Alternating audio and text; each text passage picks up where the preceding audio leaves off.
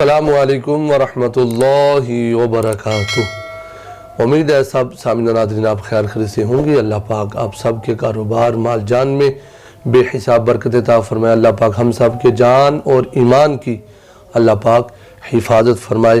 تو سامعین ناظرین آج کی ویڈیو بہت اہم ہے۔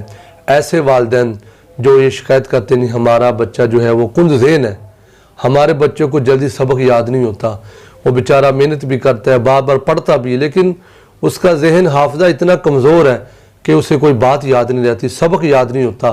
تو یہ ان تمام کے لیے، ان والدین کے لیے، ان بچوں کے لیے ہیں جو یہ چاہتے ہیں کہ ہمارا حافظہ مضبوط ہو جائے، ہمارا حافظہ قوی ہو جائے، ہم ایک بار اس سبق کو پڑھیں تو ہمیں سبق اچھے طریقے سے یاد ہو جائے۔ تو یہ ان تمام کے لیے ہیں۔ تو آپ سب سے گزارش ہے ہمارے چینل کو سبسکرائب ضرور کر لیا کریں، کیونکہ الحمدللہ ہمارے چینل کے اوپر قرآن پاک کی تلاوت بھی ہوتی ہے، سرکار کی ثنا خوانی بھی ہوتی ہے، بزرگان دین کی باتیں بھی ہوتی ہیں، بہت ہی پیارے پیارے مجرب اور آزمودہ اور طاقتور وظائف بتائے جاتے ہیں ماشاءاللہ۔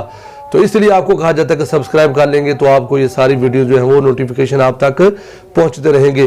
تو آئیے قوت حافظہ مضبوط کرنے کے لیے ہم کیا کر سکتے ہیں؟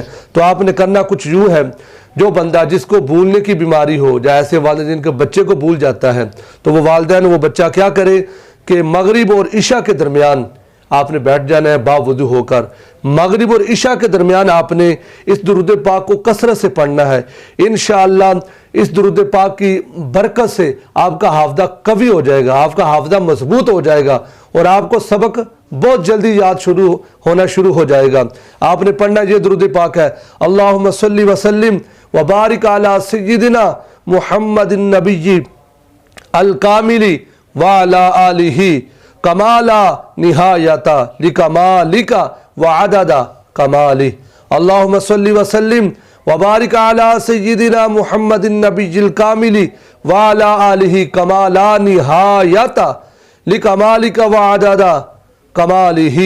اللہم صلی وسلم وبارک علی سیدنا محمد النبی الکاملی وعلی آلہ کمالا نہایتا لکمالک وعدد کمالی۔ انشاءاللہ یقین کامل کے ساتھ آپ نے کرنا ہے، ایک دفعہ آزما کر درود دیکھنا ہے، انشاءاللہ حافظہ آپ کو بالکل قوی ہو جائے گا۔ اللہ پاک ہم سب کو کثرت سے، ذوق سے، شوق سے درود و سلام کے گجرے پیش کرتے رہنے کی سعادت عطا فرمائے۔ السلام علیکم ورحمۃ اللہ وبرکاتہ۔